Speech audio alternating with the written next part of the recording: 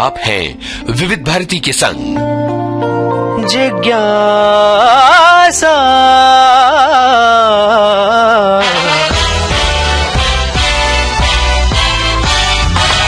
जिज्ञासा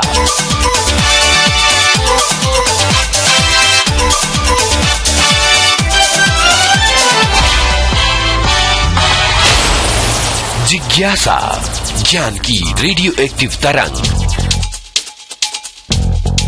ज्ञान की रेडियो एक्टिव तरंग जिज्ञासा में मैं यूनुस खान आप सभी का बहुत बहुत स्वागत करता हूं। दुनिया भर में ट्यूबरकुलोसिस एक बड़ी समस्या रही है और आज के इस कार्यक्रम में हम इसी की बात कर रहे हैं। हर साल टीबी से लाखों लोगों की मौत हो जाती है। भारत भी इस गंभीर समस्या से परेशान रहा है। आपको बता दें कि दुनिया में सबसे ज्यादा टीबी के मरीज भारत में ही हैं। एक आंकड़े के मुताबिक साल 2021 में टीबी से कुल 16 लाख लोगों की मृत्यु हुई। दुनिया भर में टीबी मौत का 13वां सबसे प्रमुख कारण है और इस साल तक भारत में टीबी को पूरी तरह से खत्म करने का एक लक्ष्य बनाया गया था। इस दिशा में तेजी से काम चल रहा है। आपको बता दें कि विश्व स्वास्थ्य संगठन ने टीबी को दुनिया के सबसे ज्यादा घातक संक्रामक रोगों में शामिल किया है। हमारे पास साल 2022 के आंकड़े हैं जो बताते हैं कि भारत में दर्ज किए गए टीबी के कुल मामलों की संख्या 21 लाख थी, जिनमें से तेलंगाना में 72,000 से ज्यादा मामले थे। राष्ट्रीय स्तर पर देश में साल 2022 में टीबी के मामलों में 13% तक का इजाफा हुआ था। WHO के आंकड़े ये कहते हैं कि हर साल दुनिया में टीबी के जितने मरीज सामने आते हैं उनमें सबसे ज्यादा भारत के होते हैं।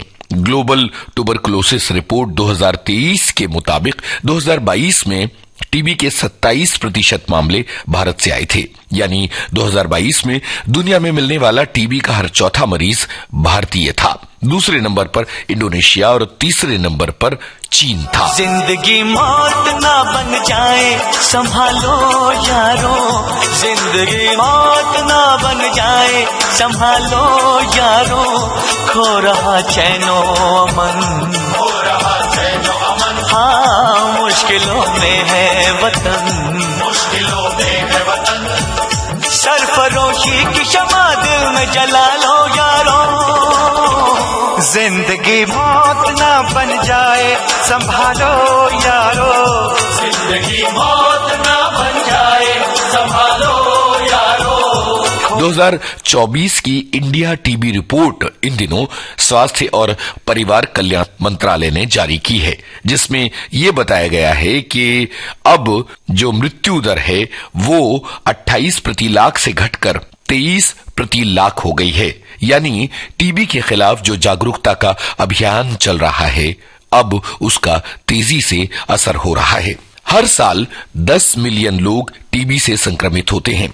हालांकि ये रोकथाम और उपचार के लायक बीमारी है, लेकिन हर साल टीबी से मरने वालों की तादाद अब भी तकरीबन 1.5 मिलियन यानी कि 15 लाख है और ये इसे दुनिया की सबसे घातक बीमारी बताते हैं। वर्ल्ड टीबी समिट में प्रधानमंत्री श्री नरेंद्र मोदी ने ये कहा था कि टीबी को खत्म करने का ग्लोबल टारगेट 2030 है, पर भारत अब साल 2025 तक टीबी खत्म करने के लक्ष्य पर काम कर रहा है। प्रधानमंत्री टीबी मुक्त भारत अभियान के तहत स्वास्थ्य मंत्रालय ने 100 डेज इंटेंसिफाइड कैंपेन शुरू किया है और इस बारे में हमें बता रहे हैं मुंबई में बॉम्बे इलेक्ट्रिकल सप्लाई और ट्रांसपोर्ट अंडरटेकिंग के CMO डॉक्टर अनिल सिंगल। हमारे प्रधानमंत्री जी ने भारत को 2025 तक टीबी मुक्त करने की इच्छा जाहिर की। स्वास्थ्य मंत्रालय के सेंट्रल टीबी डिवीजन ने 2018 में नेशनल टीबी एलिमिनेशन प्रोग्राम शुरू किया और मुझे बताते हुए बहुत खुशी हो रही कि ये प्रोग्राम के अंतर या उसके फलस्वरूप आज भारत में टीबी के जो मरीजों की संख्या में 17% पेशेंट कम हो गए हैं और उसका मृत्यु दर भी 21% कम हो गया है।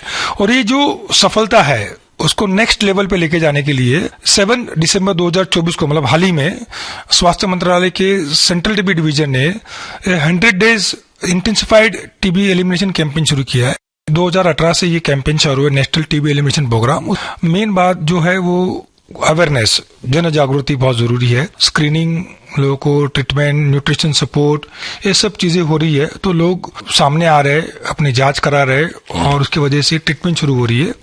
तो ये जो अभियान शुरू हुआ है 2018 से, और 7 साल में अगर हम देखें तो जो टीबी के जो मरीजों में जो कम हुई है, उसमें जो घटकर अभी 1 लाख आबादी में वो घट के 195 हो गई है। पहले 250 के ऊपर था और इसे हमें 47 तक लेके जाना है। ट्यूबरकुलोसिस एक गंभीर श्वसन रोग माना जाता है।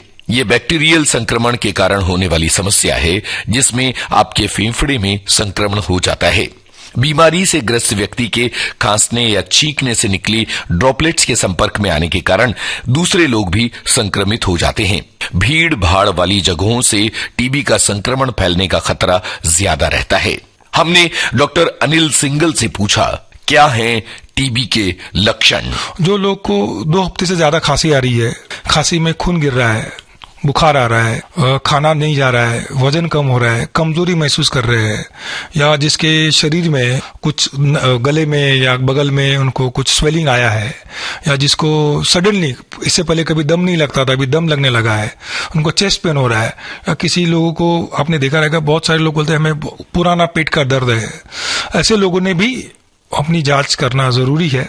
और मैं यहाँ पे श्रोताओं को बताऊंगा कि ये जांच और टीबी का इलाज सभी सरकारी स्वास्थ्य केंद्र में टोटली मुफ्त किया जाता है। जिसको टीबी का सबसे ज्यादा खतरा है वो लोग ने तो अपनी जांच करानी ही चाहिए। किसी को धूम्रपान करते हैं, मद्यपान करते हैं, या किसी को पहले से ही कोई फेफड़े की बीमारी है, या जिसको कोविड हो चुका है, वो लोग ने भी अपनी जांच करानी है।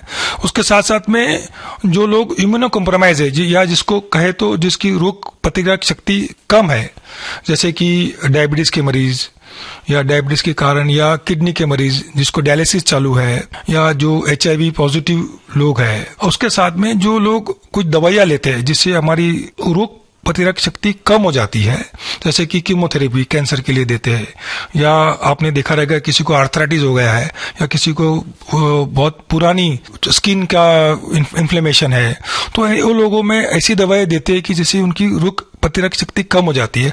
तो ऐसे सभी लोगों ने एटलीस्ट साल में एक बार अपना टीबी की जांच कराना बहुत जरूरी है। अभी तक मुख्य रूप से टीबी की समस्या में खांसी होने को प्रमुख लक्षण माना जाता था, लेकिन हालिया रिपोर्ट्स में इसके लक्षणों में एक बड़ा बदलाव देखा जा रहा है। टीबी के रोगाणुओं के फेफड़े में बढ़ने से टीबी का संक्रमण होता है, लेकिन अब ये टीबी शरीर के किसी भी हिस्से में हो सकती है। डॉक्टर अनिल सिंगल, टीबी अगर देखेंगे तो उसको हम क्लासिफिकेशन किया जाए तो उसको 2 पार्ट में डिवाइड किया है। एक तो है जो पल्मोनरी, जो फेफड़े की टीबी, इसमें खांसी एक प्रमुख लक्षण होता है, बिल्कुल। लेकिन जो बिना फेफड़े की टीबी जो वाले है उसमें खांसी नहीं आती है। तो उसमें जैसे कि मैंने बताया कि गले में स्वेलिंग आती है, या उनको चेस्ट पेन होता है खाली, या उनको वजन खाली कम होता है, पेट में दर्द होता है, तो ये सब तो अलग अलग प्रकार के पल्मोनरी ने एक्स्ट्रा पल्मोनरी ट्यूबरकुलोसिस, तो ये डिपेंडिंग अपॉन कौन से ऑर्गन में उनको टीबी हुआ है उसके लक्षण दिखाई देते हैं। लेकिन ज्यादातर लोगों को पल्मोनरी टीबी होता है तो उसका प्रमुख लक्षण खांसी ही होता है। फेफड़े के बाहर का जो आवरण है उसको हम प्लूरा बोलते हैं, उसमें पानी भर जाता है, तो ये भी कॉमन है। दूसरा जो लिम्फ नोड्स टीबी, जो गले में गांठ आती है, तो ये भी कॉमन टीबी है। देन जो अपने आंत का टीबी, देन बोन्स का टीबी, स्पाइन का टीबी, ये भी बहुत कॉमन दिखाई दिया है। इनफैक्ट मैं आपको बता दूं कि हमारे हेयर्स, हमारे दांत और हमारे नाखून छोड़ के टीबी कहाँ पे भी हो सकती है। मैं वापस बोलता हूँ, अपने हेयर्स, अपने नाखून, अपने दांत छोड़ के टीबी कहाँ पे भी हो सकती है। ये तो नेचुरली वो ट्रांसमिशन से होती है, तो बॉडी में कीटाणु जाते हैं, और जब तक हमारी इम्यूनिटी सही रहती है वो कीटाणु सोए हुए रहते हैं। जब हमारी इम्यूनिटी डाउन हो जाती है तभी वो जाग जाते हैं और उसको एक्टिव डिसीज में कन्वर्ट हो जाते हैं। एक सर्वे में ऐसा मालूम पड़ा है कि भारत में अराउंड 40% लोगों को ये जो टीबी के कीटाणु, उसको हम लेटेंट टीबी बोलते हैं या टीबी इन्फेक्शन बोलते हैं, लेकिन टीबी उनको हुआ नहीं है। अच्छा, 40% लोग। 2019 में शोधकर्ताओं ने ट्यूबरकुलोसिस की एक वैक्सीन भी खोजी है जो इसके इलाज में क्रांति ला सकती है। हालांकि ये वैक्सीन इस समय टेस्टिंग प्रोसेस में है।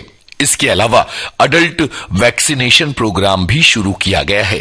इस बारे में बता रहे हैं डॉक्टर अनिल सिंगल। जो बचपन में हमने सबने BCG वैक्सीन लिया है, जी, अभी जो एडल्ट बीसीजी वैक्सीन भी शुरू हुआ है। अच्छा। अभी आज भारत में वो एक रिसर्च मोड पे है, रिसर्च लेवल पे है। मुंबई में भी शुरू है, बहुत सारे स्टेट में ये शुरू किया है।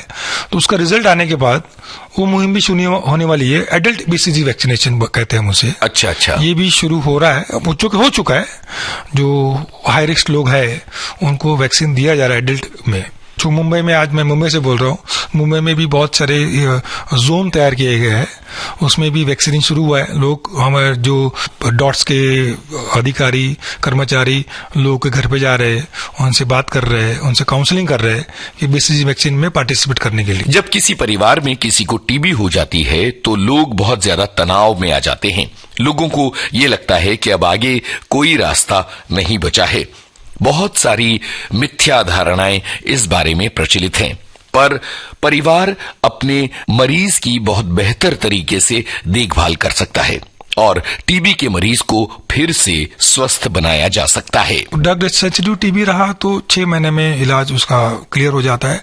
और ड्रग रेजिस्टेंट में यस, कभी कभी टाइम ज्यादा लंबा चलता है, लेकिन जैसे अभी नया जो रेजिमेंट शुरू हुआ है वो ड्रग रेजिस्टेंट भी अभी 6 महीने में उसका इलाज पॉसिबल हो गया है।